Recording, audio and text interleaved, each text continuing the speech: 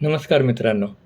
So काल महानगरपालिकेचा महाराष्ट्रातला निकाल लागला. पुणे, मुंबई, नाशिक आणि आणखीन काही महानगरपालिका. आणि आपल्याला माहितीच आहे की कोण जिंकलं, कोण नाही जिंकलं. ठीक आहे. पण मुंबईमध्ये मला तरी वाटतं की शिवसेना जिंकली. का? त्याचं कारण मी सांगतो. शिवसेना ही मराठी मुद्द्यावर लढली. आता आपण त्यातली डेमोग्राफी बघूया. मुंबईमध्ये मराठी माणसं किती पर्सेंटेजमध्ये आहेत हो? 40%. मुस्लिम बांधव किती आहेत? 20%. अमराठी किती आहेत? 40%. म्हणजे शिवसेना म्हणजे उभाटांची जी उद्धव ठाकरेजींची जी शिवसेना आहे ती फक्त 40%तच लढली. त्यामध्ये त्यांना किती मतं पडली? जवळपास 200 250 जागा होत्या. त्यातले ते किती जिंकले? जवळपास 70 ते 75. म्हणजे तुम्ही जर बघाल तर जवळपास 70-75% लोकांनी त्यांना मतदान केलं 40%मधल्या. मग जिंकलं कोण? म्हणजे मराठी माणसांनी वोट हे शिवसेनेलाच केलं. पण इथे आपण चुकलो की आपण फक्त 40%मध्येच लिमिटेड राहिलो. आपण उरलेल्या 40%चा किंवा 20%चा विचारच केला नाही. आज भाजपा जी जिंकती आहे ती कशाच्या जीवावर जिंकती आहे? त्यांनी एक समीकरण दिलं आहे. भाजपा म्हणजे हिंदुत्व आणि हिंदुत्व म्हणजेच भाजपा. शिवसेना ही हिंदुत्वापासून का लांब गेली ते मला काही कळालं नाही.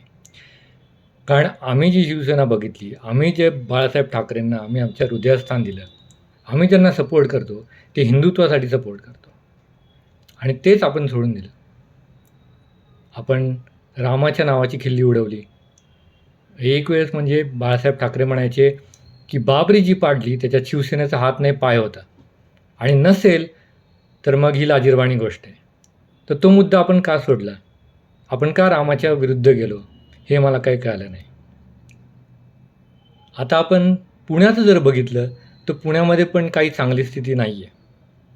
तर आपल्याला हे पण समजून घ्यायला पाहिजे, जर पुढे जायचं असेल तर आपल्याला या गोष्टींवर लक्ष देणं खूप गरजेचं आहे. एक तर 20% जी मुसलमानांची मतं आहे ती शिवसेनेला मिळणं खूप अवघड आहेत. थोडेफार जे कट्टर शिवसैनिक आहेत मुसलमान ते शिवसेनेला मतं देतील, पण ते पण विभागलेले आहेत. ते काही जातील राष्ट्रवादी काँग्रेसमध्ये, मेजॉरिटीने जातील ते काँग्रेसमध्ये आणि आता तुम्हाला नवीन कॉम्पिटिटर आलेला आहे तो म्हणजे MIM. आणि पुढे यदाकदाचित ते MIMकडे सुद्धा झुकतील मोठ्या प्रमाणात आणि तुम्हाला त्यांना टफ देणं खूप अवघड आहे. मग तुम्हाला मुद्दे कुठले राहिले हो? मराठी माणूस तुमचा मुद्दा आहेच, पण तुम्हाला हिंदुत्व हा मुद्दा सोडून चालणार नाही आहे. तुम्हाला हिंदुत्व म्हणजे तुम्हाला जवळपास 80%मध्ये लढायला लागेल, तेव्हा जाऊन कुठे तुम्हाला 50 ते 60% मतं मिळतील. तुम्हाला फक्त 40%मध्ये लढून चालणार नाही. हा सगळा नंबर गेम आहे. हा आपल्याला समजणं खूप महत्त्वाचं आहे. तो म्हणजे मी एक साधारण माणूस आहे. मी काही त्यातला तज्ज्ञ नाही आहे किंवा मला खूप काही राजकारण कळतं असंही नाही आहे. तुमचे काही मुद्दे असतील ज्याच्या थ्रू तुम्ही डिसिजन घेतला असेल की आपण फक्त मराठीच्या मुद्द्यावरच लढायचं. आज राज ठाकरे साहेबांना जी त्यांच्याकडे मॅग्नेट पॉवर आहे, जी लोकं त्यांच्याकडे ओढली जातात, ती त्यांना मतदान का नाही करत? कदाचित असंही असू शकतं की भाजपाची जी प्रणाली आहे, मग भाजपाकडे पैसे खूप आहेत, भाजपाकडे ताकद खूप आहे. ते एका लो लेवलला जाऊन प्रत्येक कार्यकर्त्याच्या मागे जाऊन उभे राहतात किंवा त्यांनी गाळामुळात जाऊन त्यांनी प्रत्येकाला मदत केलेली आहे. शिवसेना एक वेळेस ही कार्य करायची. शिवसेनेच्या खूप शाखा मी बघितलेल्या आहेत. मुंबईमध्ये तर प्रचंड प्रमाणात शाखा होत्या. आज त्या शाखा गेल्या कुठे? पुण्यात मला मी ज्या ठिकाणी राहतो मला एकही शिवसेनेचा कार्यकर्ता दिसला नाही. मला फक्त राष्ट्रवादी, काँग्रेस आणि BJP हेच प्रचार करताना दिसले. शिवसेना कुठेच दिसली नाही मला. ना आमच्या घरी पॅम्पलेट आले, ना ते आम्हाला वॉर्ड सांगायला आले, ना त्यांच्या प्रचाराच्या गाड्या कुठे फिरताना दिसल्या. का असं झालं असेल? याचा अभ्यास करणं खूप गरजेचं आहे. आणि मला वाटतं की पुण्यामध्ये जर तुम्हाला जर लढायचं असेल किंवा मुंबईमध्ये लढायचं असेल तर या गोष्टी समजणं खूप गरजेचं आहे. आणि पुढची जेव्हा आदित्य ठाकरे पुढच्या निवडणुकीत लढतील तेव्हा मिलेनियल ह्यांचे वोटर्स नसतील, जेनझी हे त्यांचे वोटर्स असतील. तर जेनझीला काय हवं आहे हे पण आपल्याला समजून घेणं खूप महत्त्वाचं आहे. जेनझी काय मागतो? ते जॉब मागतात का? नाही. ते फुकटच्या गोष्टी मागतात का? नाही. ते काय म्हणतात की आम्हाला शुद्ध हवा द्या, चांगले रस्ते द्या आणि आम्हाला पाणी द्या, इलेक्ट्रिसिटी द्या. हे त्यांचे छोट्या छोट्या मागण्या आहेत आणि त्यात जर तुम्ही पूर्ण नाही केल्या, त्यांच्या खूप मोठ्या मागण्या नाहीत. ते काय म्हणत नाही आम्हाला जॉब द्या, आम्ही आमचं शिकू, आम्ही आमचा जॉब करू. आम्ही आमचा जॉब शोधू. तुम्ही एक उद्योजक बनवायला पाहिजे. मराठी माणसाला उद्योजक आपण आजपर्यंत का नाही बनवलं? आपण बाहेरच्या राज्यांकडे बघत आलो की त्यांनी आमच्या इथे यावं, त्यांनी आमच्या इथे उद्योग उभारावेत आणि आम्हाला रोजगार द्यावा. आपल्या मराठी माणसाने रोजगार का नाही उभा केला? आपण आज, आता मी नाव घेत नाही, पण आपण काही उद्योजकांच्या विरोधात गेलो आहे. मोठे मोठे उद्योजक आहेत, पण तेच उद्योजक इथे येऊन मुंबई पुण्यामध्ये येऊन नाशिकमध्ये येऊन आपल्याला जॉब देत आहेत. त्यामुळे ज्यावेळेस तुम्ही या उद्योजकांच्या विरोधात जाता त्यावेळेस मराठी माणसाला कुठे वाटत नसेल की जर हे उद्योजक बाहेर गेले तर आमचा जॉब जाईल, ते तुमच्या विरोधात नाही जाणार का? तर याचा पूर्णपणे आपण विचार केला पाहिजे. आणि पुण्यामध्ये जर तुम्ही बघितलं तर आपल्याला सगळ्यात मोठा गट कुठला दिसतो? आय टीवाले आहेत आणि काही उद्योजक आहेत. तर हे सगळ्यात मोठे इथे जे वोटर्स बेस आहे किंवा जे सगळ्यात मोठा टॅक्स देतात, मी वोटर पण नाही म्हणणार, इथे बऱ्याच वेगवेगळ्या प्रकारचे वोटर्स आहेत. गरीब तळातले आहेत, मध्यमवर्गीय आहेत, हायर मिडल क्लास आहेत किंवा उद्योजक आहेत. पण ह्याच्यामध्ये मेजरली तुमचे आय टीवाले आहेत आणि ज्यांच्या कंपन्या आहेत, छोट्या छोट्या मोठ्या कंपन्या, स्टार्टअप्स आहेत, असे खूप लोक आहेत. बरं, यांना काय पाहिजे? हे कुठल्या भागात एकवटले गेलेत? ते आहेत हिंजवडीमध्ये किंवा आहेत चाकणमध्ये किंवा पिंपरी चिंचवडमध्ये. बरं, त्यांना आपण काय दिलं? हिंजवडीचा सगळ्यात मोठा प्रॉब्लेम काय आहे? रस्ते, रोड. त्यांना मेट्रो दिली, पण मेट्रो ही पूर्ण शहरात फिरते का? आज हिंजवडीमध्ये फेज 1, फेज 2, फेज 3 लाखोमध्ये तिथे आय टी वर्कर्स काम करतात.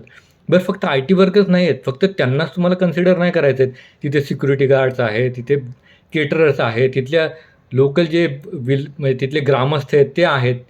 हिंजवडी ही अजूनही ग्रामपंचायत आहे. का? तिला पी एम सीमध्ये का घेतलं नाही गेलं अजूनपर्यंत? का त्यांना सोयीसुविधा उपलब्ध करून दिल्या गेल्या नाही? आज अजितदादा येतात आणि तिथे जाऊन बघतात की अरे रोड नाही आहेत.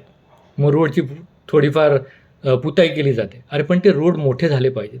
ग्रामपंचायती जागा द्यायला तयार नाही आहे. तिथले ग्रामस्थ त्यांच्या विरुद्धच उभे राहिलेले आहेत. आम्ही तिथे फ्लायओव्हर्स बांधू देणार नाही, आम्ही आमची मंदिरं पाडू देणार नाही, आम्ही तिथे रोड मोठे करून देणार नाही, आम्ही आमची जागा जाऊ देणार नाही. पण ह्यामध्ये नुकसान कोणाचं होतं? इथनं हे बिझनेसेस बाहेर चाललेले आहेत, हे उद्योजक बाहेर चाललेले आहेत. का? कारण त्यांना इन्फ्रास्ट्रक्चर मिळत नाही आहे. हे इन्फ्रास्ट्रक्चर त्यांना मिळणं खूप गरजेचं आहे. आज भारतभरात, जगभरातून उद्योगधंदे येत आहेत, पण पुणे आणि मुंबई हे मॅग्नेटसारखं काम केलं पाहिजे. कारण ते जर भारताभर जर बघितलं तर सगळ्यात मोठं जर टॅक्स जर कोणी देत असेल तर महाराष्ट्र देतं, मुंबई देते सगळ्यात जास्त टॅक्स, पुणे देतं काही प्रमाणात टॅक्स. तर यांना तुम्ही सोयीसुविधा नाही देऊ शकत. आणि जर इथे इन्फ्रास्ट्रक्चर उभं राहिलं नाही तर हे उद्योगधंदे बाहेर जाणार आणि हे उद्योगधंदे जर बाहेर गेले तर इथलं वोटर बाहेर जाणार. आणि इथला वोटर कोण आहे? फक्त मराठी नाही आहे, हे तुम्ही समजून घ्या. फक्त मराठी माणसाला आपल्याला टार्गेट करायचं नाही आहे. तुम्हाला जर टार्गेट करायचं तर इथल्या राहणाऱ्या लोकांना तुम्हाला टार्गेट करावं लागेल.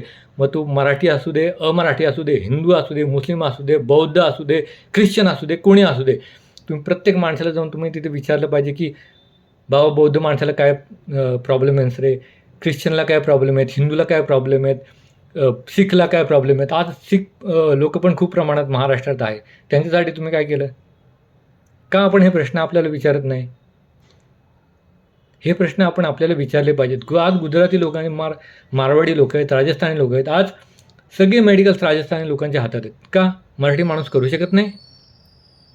मराठी माणूस, प्रॉब्लेम हाच आहे की मराठी माणूस हा जर मेडिकल इथं 2-4 असतील, तो सगळ्यात जास्त जवळचा मेडिकल कुठला आहे त्याकडे जाईल. आणि त्यातल्या त्यात मी बघेल की मला कोण कमी म्हणजे डिस्काउंट रेटेडमध्ये मेडिसिन देईल. आणि त्यामध्ये काय होतं की आपण मराठी माणसाकडे जात नाही. तिथे भले का मराठी माणसाची आहेत, माझ्या एरियामध्ये पण काही एक मराठी माणसाचं मेडिकल आहे आणि 5 इतर परप्रांतीयांचे मेडिकल आहेत. पण तिथे मराठी माणसाकडे कोण जात नाही. का? कारण तो उद्धट आहे. आता मी इथे मराठी माणसांना नावं नाही ठेवत आहे. काही लोकांची बोलण्याची पद्धतच असते. काही लोकांना वाटू शकतं की हा उद्धट आहे. पण याच्यामुळे प्रॉब्लेम काय होतो की आपण आपला उद्योगधंदा त्याचं नुकसान करून बसतो. आज जे मारवाडी आहेत किंवा गुजराती आहेत त्यांनी जे उद्योगधंदे केलेले आहेत ते तोंडावर साखर ठेवून करतात. आपल्याला हे का नाही जमत आहे?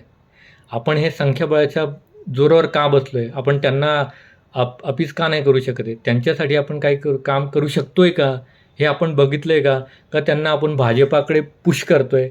आणि मी काही इथे भाजपाचा विरोधक नाही आहे. मी भाजपला तितकंच सपोर्ट करतो जितकं शिवसेना सपोर्ट करतो.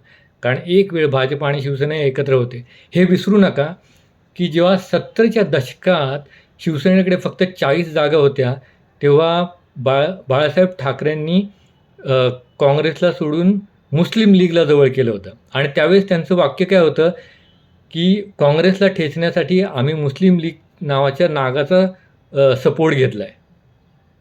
हे आपण विसरून कसं चालेल? म्हणजे बाळासाहेबांची जी विचारसरणी होती, त्यांची जे लाँग विजन होतं, की जर आपल्याला कोणाला टक्कर द्यायची असेल, उद्या तुम्हाला MIMच्या सोबत जावं लागलं तर जावं लागणार आहे. तुम्हाला उद्या BJP सोबत मांडीला मांडी लावून बसायला लागली तर बसावी लागणारच आहे.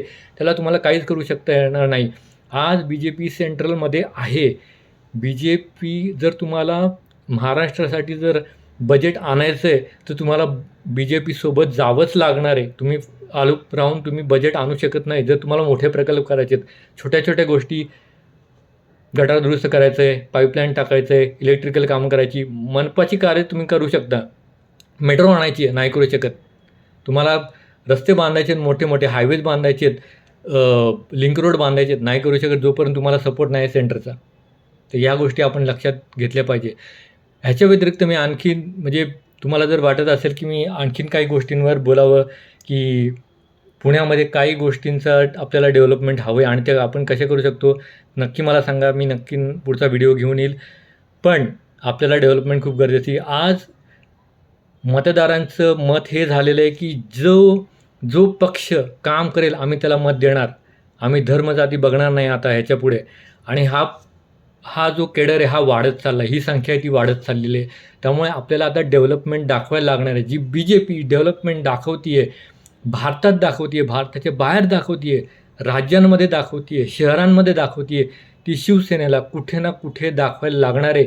आणि जर भाजपा काम करत नसेल तर त्यांच्या उरावर बसून काम करून घ्यायचं काम हे शिवसेनेचं आहे आणि इतर पक्षांचं आहे. मी इथे फक्त शिवसेनेला नाही म्हणत, NCPचं पण तेवढंच काम आहे, काँग्रेसचं पण तितकंच काम आहे की त्यांच्या भाजपाच्या डोक्यावर बसा, ही कामं करून घ्या, याचं मार्केटिंग करा. शिवसेना मार्केटिंगमध्ये यंदा कमी पडली हे मी नक्की सांगतो. मी कुठल्याही सोशल नेटवर्किंगवर जातो, भलेही असू देत की भाजप आणि सोशल नेटवर्किंगवर मोठे मोठे प्रचार चालवले, प्रमोशन्स चालवले, शिवसेनेचं मला दिसलेच नाही.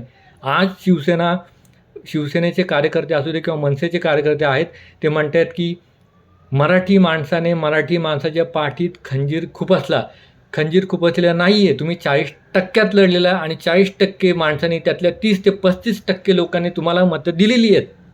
त्यामुळे तुम्ही म्हणूच नका की तुम्हाला मराठी माणसाने हरवलेलं. तुम्हाला अमराठी माणसाने हरवलेलं आहे. जी पोकळी तुम्ही निर्माण केली आहे की 40%ला तुम्ही दूर लोटले, ती तुम्हाला सोबत घेऊन यावी लागणार आहेत. आज ना उद्या तुम्हाला हे करावंच लागणार आहे. तुम्हाला फक्त 40%त खेळून उपयोग नाही आहे. याच्यापुढे तुम्हाला महाराष्ट्राच्या बाहेर जाऊनसुद्धा राज्य करायचं आहे. जसं MIMनी त्यांचं राज्य सोडलं आणि आता ते इतर राज्यातसुद्धा त्यांची सत्ता वाढवत आहेत.